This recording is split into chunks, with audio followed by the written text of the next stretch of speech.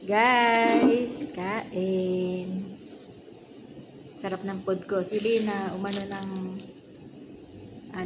siya di palapil. فطيرة فلافل. Patirik palapil. Favorite niya yan eh. Patirik palapil. Ako, longganisa, itlog, at piniritong talong.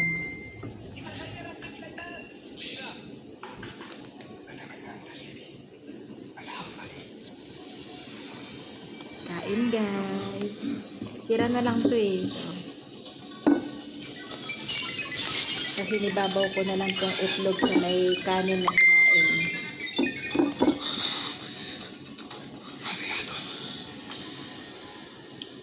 سأعلن الآن نتائج الامتحان النظري التحضيري. سأذكر الأول والأخير فقط. ليلى 285. Sausawan patis. والمركز الأخير Kain. علاء الدين 31. 31؟ ما هذا المجموع السيء جدا؟ يمكن للإسطول أن يحصل على أعلى. علاء الدين قف حالك. أحسنت فعلا علاء الدين، أنت عبقري من نوع خاص. Maaga ngayon yung client ko, manicure, pedicure. تحصل إلا على 20. Natapos na. أمثالك يجرون الصف إلى الخلف، ووجودك هنا مجرد إهدار للموارد. رفعت تقريرا إلى الإدارة.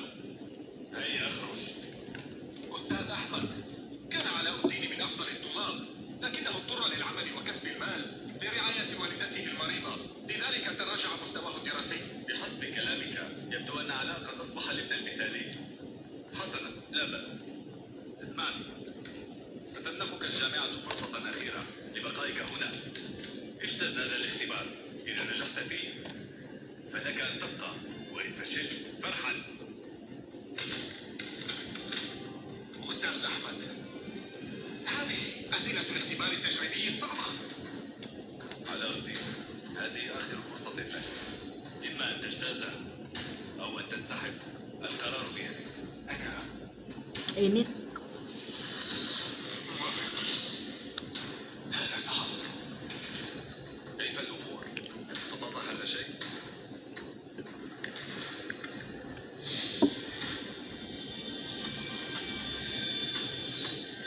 الإجابة ماذا؟ توقف عن إضاعة الوقت وأجب عن الأسئلة.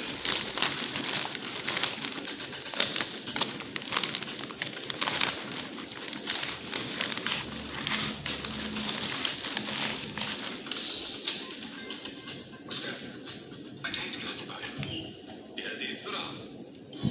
لن تحل شيئا. May black be? حسنا، لا بأس. لا لا. من باب الإنصاف فقط. ليلى، تعالي وصححي الورق.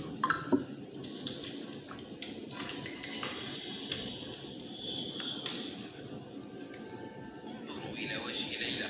أما علاء الدين لم يجب على شيء. نعم، وربما في هذا الاختبار سيحصل على درجة الصفر.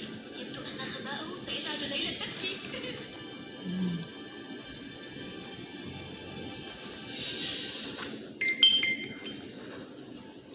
ليلى لا تهتمي به. أخبرينا ما درجته؟ علاء، الدرجة الكاملة. الدرجة ماذا؟ حصل على الدرجة الكاملة؟ كيف يمكن هذا؟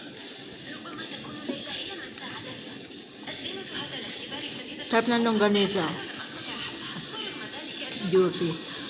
كيف يمكن Ano to? Flavor chicken with garlic.